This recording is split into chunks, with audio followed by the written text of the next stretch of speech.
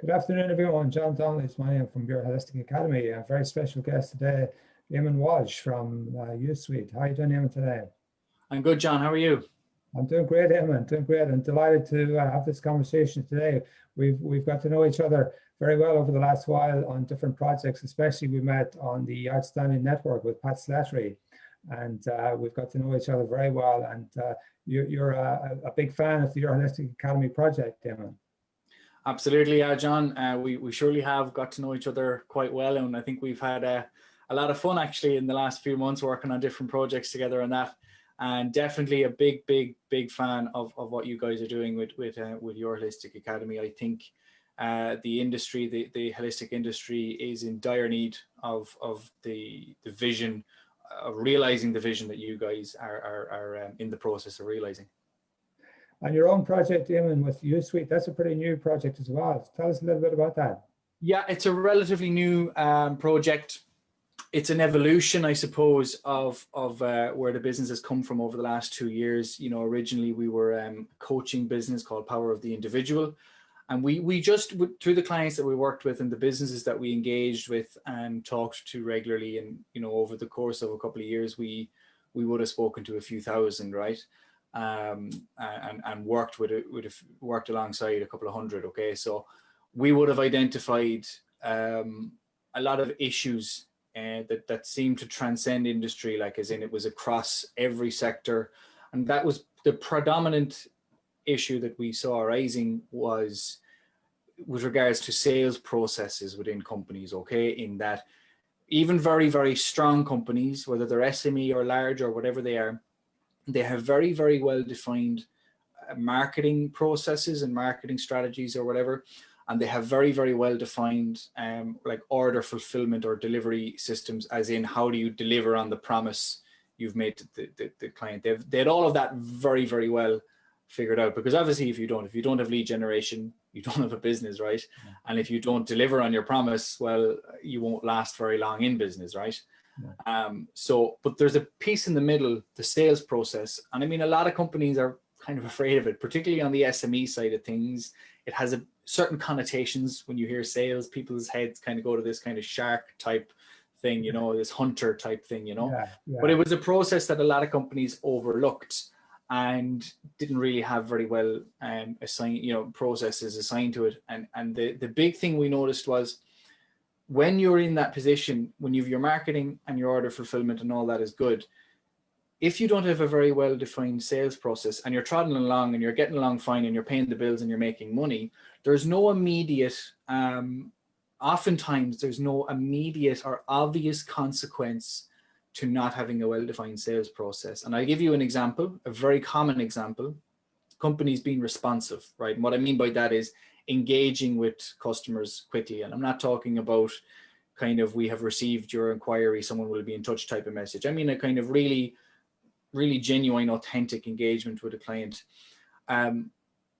If a customer inquires with a business, or a potential customer inquires with a certain business, and they don't receive, or they're not engaged with in a timely manner, they're not going to leave a negative review. They're not going to complain. They're not going to, an odd one might, but very few will actually take action in terms of a negative review or a complaint or anything else. They're just going to go somewhere else and spend their money somewhere else.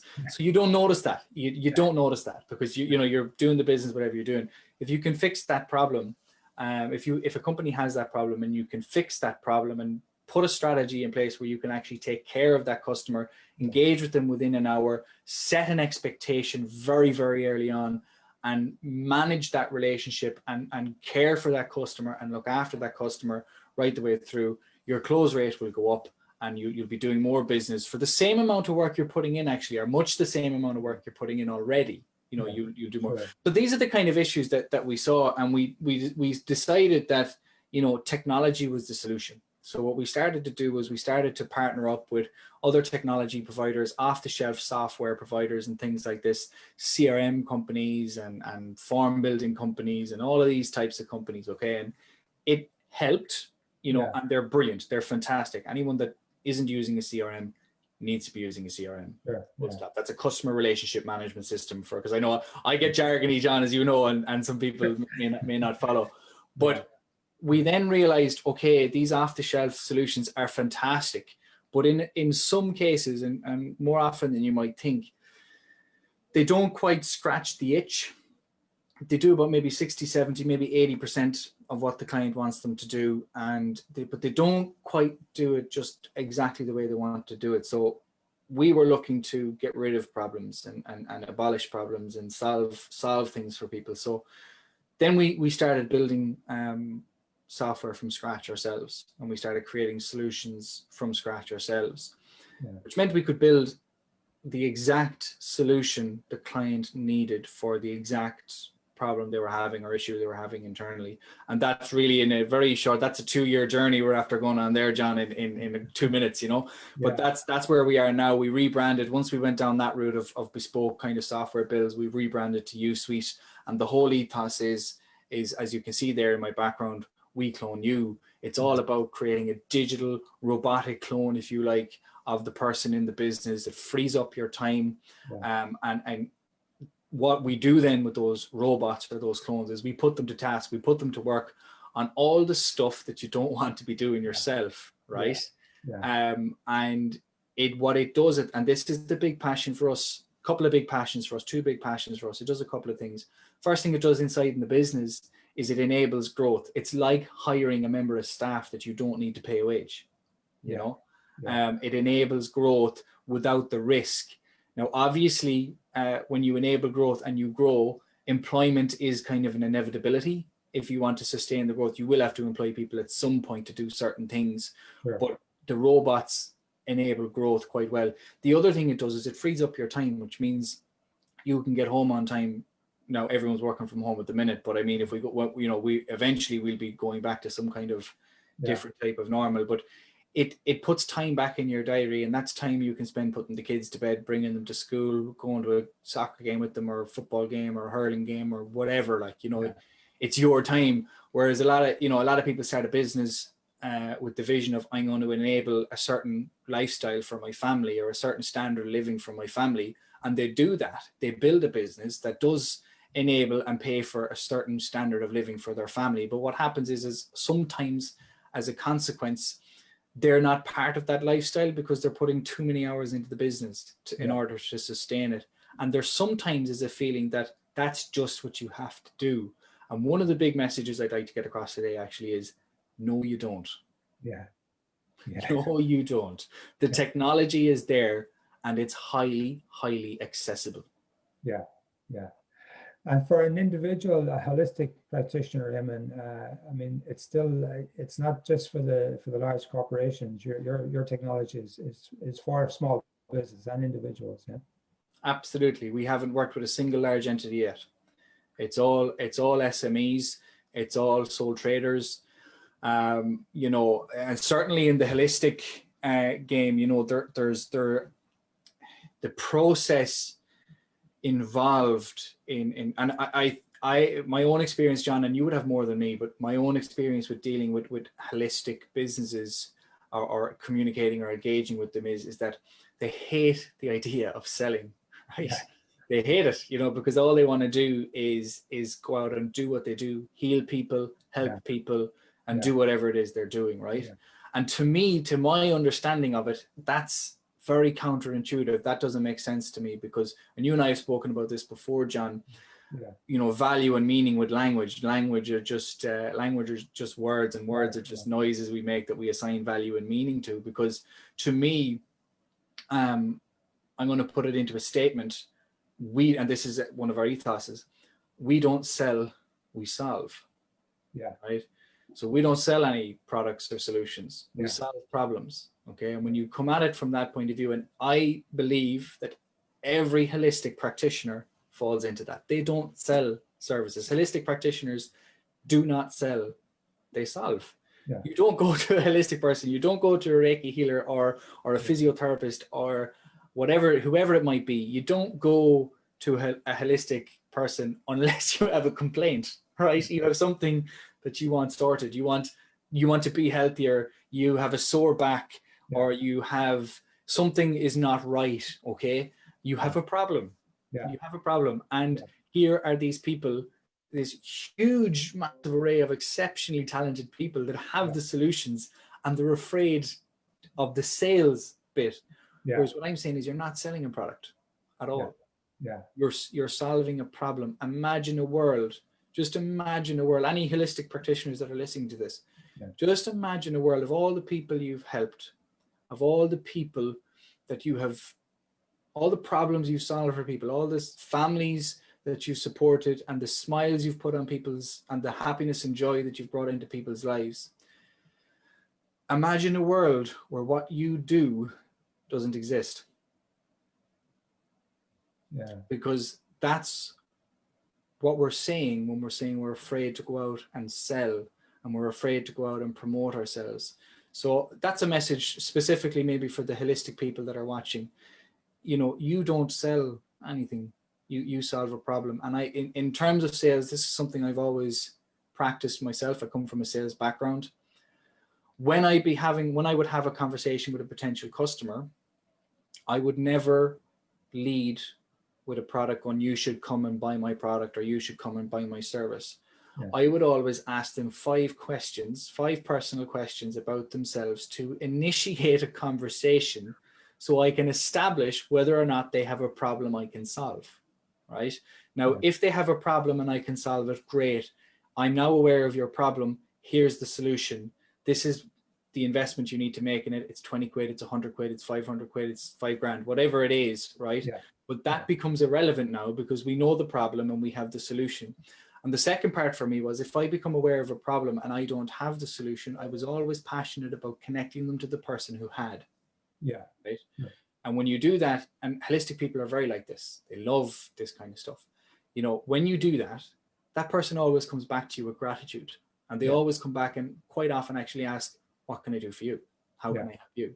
You know, so it's a very nice environment actually when you stop selling the product and start solving their problem. So obviously the main point of that, the main message there is, if you're solving a problem, the first thing you need to know is the problem, right? So your sales process should be around asking those questions that identify the problem. Yeah. And of course, in the holistic world, Eamon, one of the big things is obviously time management, because a lot of holistic practitioners are sort of like a one-man band almost, and they have got, so you said, they've got the brilliant skills and the brilliant healing capacities and ability to solve people's health challenges, but the time management is the big thing. Yeah, huge. And this is where really and truly, guys, you know, you need to be running a CRM system, as we said earlier, which is a customer relationship management system. It's how it sounds very, you know, corporate, and but it's basically how you take care of that customer, how you make sure, how you guarantee. It's your system for how you guarantee you're going to actually take care of that customer, right? So you're right. And in particular, I've seen it with you know, in the holistic space, you know, certain individuals get a reputation, or their business starts to grow and they get a reputation, they get busy, you know, and all of a sudden it becomes a nightmare, replying to emails, replying to the inquiries, replying to all that. A huge portion of that can be automated. A huge portion of that can be automated. I mean, we have built systems for people. We built a system recently. Now, it wasn't for someone in the holistic space, but it was a service provider that would have a similar type of a process that you would maybe see in holistic business. And his sales process had 11 touch points with the client, right? So 11 communications with the client. We were able to automate 9 of them. Wow. You know? So, and the only two bits that he should be doing now going forward is that kind of initial discovery call. Okay, after they inquire, he does the, you know, they do the inquiry, a few automations happen, there's a few communications that go over and back, and then, you know, they book on for a discovery call, and he does the discovery call. And that's all about what I said earlier, him finding out what the pain point is, what problem does this person have that I'm going to see if I can solve. And at that point, he should know by the end of that, okay, they have a problem we can solve, we move it forward, or they have a problem we can't solve, who can solve it for them, and we pass them over, or we refer them on to whoever can do that. So then all these other communications happen, and there's a few forms that need to be filled out and a bit of correspondence over and back, and all that is automated Yeah. until he delivers the actual product, which is the 11th touch point, is the actual product itself, the service itself. Yeah. So that's the type of stuff that can be done. Sure. Yeah.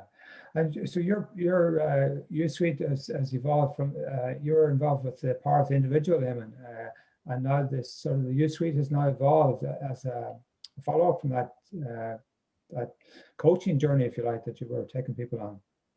Yeah, and I mean, we still do coaching. It has actually evolved in the way that the primary focus of the business was coaching, where we then supported those clients with certain types of technology and this, that, and the other. Whereas now we're more focused on technology, where we then support with the coaching as well. So to give an example of that, and it can be all types of coaching.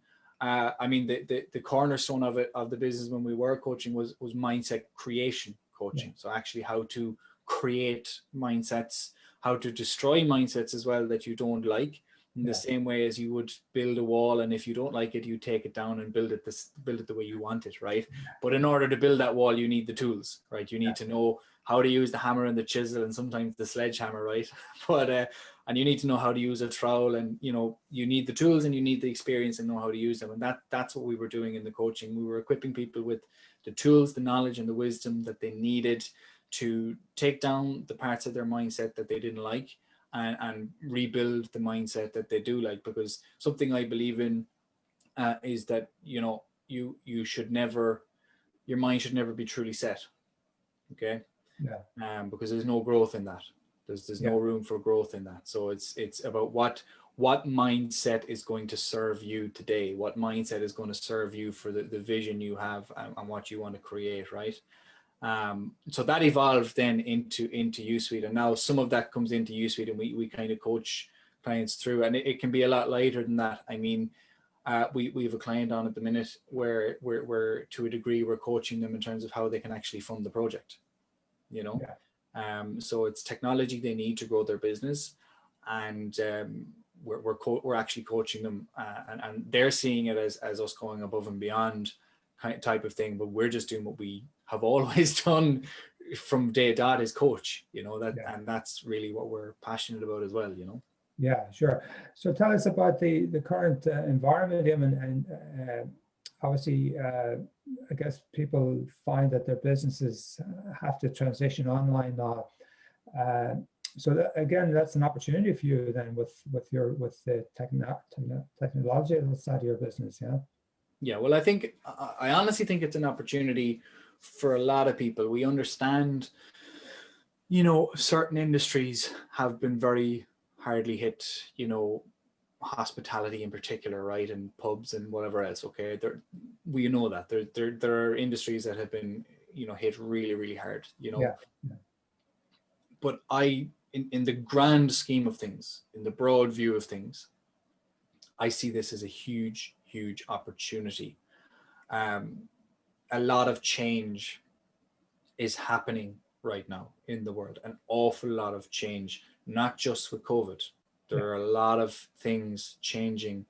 If you look at what the IMF are talking about, and a few of the kind of the central banks and all this kind of stuff, the financial world is changing dramatically, at the same time. So there's a huge amount of change, COVID related and otherwise. And I don't like talking about COVID, and John, I don't think you do either, but I'm just making the point there's change beyond that as well. There's huge, huge, huge change happening in the world right now. And where you have change, where you have huge change, you have huge opportunity. And for me, it's quite simple. Okay. It is quite simple. Those who change will benefit. And we've heard in the media, X percentage of business is expected to go to the wall, this, that, and the other. And I'm talking in broad strokes. I'm not saying every case is exactly the same. And there are people that are just unfortunate. Okay. It's just unfortunate what has happened. And I'm not trying to paint everyone with the same brush. I'm talking very, very broad and general here, right? Yeah, sure. But the businesses that innovate and change and embrace the change will do exceptionally well. Those that try to cling on to the old ways of doing business won't. And that's, I would have seen it speaking to businesses that started their businesses, in 2008 or earlier, like in a couple of years earlier, 2005, 6, 2004, 7, or whatever, okay, and maybe started a business as the world went into a deep global recession, or had just found their feet in the business as the world went into a deep global recession, and they thrived. They absolutely thrived. This is based on my experience over the last 2 years talking to businesses, and businesses, you know, businesses that were around 10, 20 years maybe struggled because they got comfortable, you know, and the change was more, you know, was more challenging for them. You know, they were used to doing things the way they were doing things. They, you know, they were a little bit maybe set in their ways, and it was harder for them to adopt the change. So it's strange. In actual fact, it sometimes, and this is not advice, by the way, I'm not giving anybody advice here, okay? But sometimes in environments like this, it can be the best time to start a business. Yeah. Because you're going to see things that in a way that maybe businesses that are around a little bit longer maybe don't see it quite the way you see it. You might see the changes a little bit easier than, but the point is, yeah, look, change is here, change is coming, changes has happened and is happening all throughout this year. We've had a year of real change, and it's probably going to continue on all next year of change. I'm not saying the lockdowns and everything else are going to go on, but the change in business is certainly going to happen over the next 12 years and probably beyond. And I think it's an immense opportunity for businesses to thrive. Yeah, absolutely. I couldn't agree more, Emma. And it's just, you talked about the thoughts, sort of thought leadership, if you like, is what the thought leaders, if you like, are the people that are going to be at the forefront of that change. And it's back to mindset, and it's back to your coaching. How do you bring people on that coaching journey to transform the mindsets around, and especially in sales? I mean, what's the language around sales? And that's, I guess that's your real strong point, is that you change people's mindset around sales and the language around sales. Yeah, well, I've been in sales all my life, and if we use the kind of stereotypical definition of sales in that, right, I've been in sales pretty much all my life, and I never sold anything. If we're using the traditional kind of definition of sales, and bear in mind, some of the companies I used to work with in sales, I would be top of the company type of thing, and I'm not boasting, that's just I was, you know, or thereabouts, up around the top, and I would say I never sold anything. Yeah. You know, so it's counterintuitive, obviously, but that's if we're running on the traditional definition of sales. But that isn't how I ever sold, you know. So yeah. So the psychology of sales, really, Eamon, is it's all about the psychology, really, isn't it? Yeah, it is a little bit. Yeah, it's a lot about psychology for sure. I mean, there's two kind of main schools, if you like, around it. One is the hunter and the other is the farmer. And I think the hunter is the one that everyone kind of imagines when we think of sales, because I think everyone has had that experience where they've been hunted by a salesperson. Yeah. Right? It's not pleasant. You know, it's not a nice experience. And that's probably why we remember it. And that's probably why we associate that with sales. But a farmer, if you look at the farmer model of sales, it's completely different. It's not about selling for the sake of selling. It's not about hitting targets. It's not about making, you know, selling the whatever I'm getting paid the highest commission on type of thing. That's irrelevant, you know. It's to a farmer salesperson. A farmer salesperson is about looking after a client to such a high standard that they will never even dream of going anywhere else, because they know the level of service they're going to get is going to be through the roof.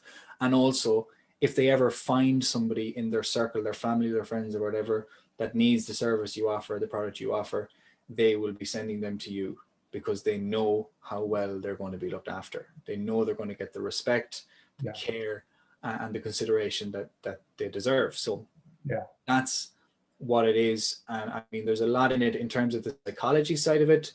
For me, a lot of it is about maintaining control of the expectation. So at the end of every communication, you must be setting the next expectation.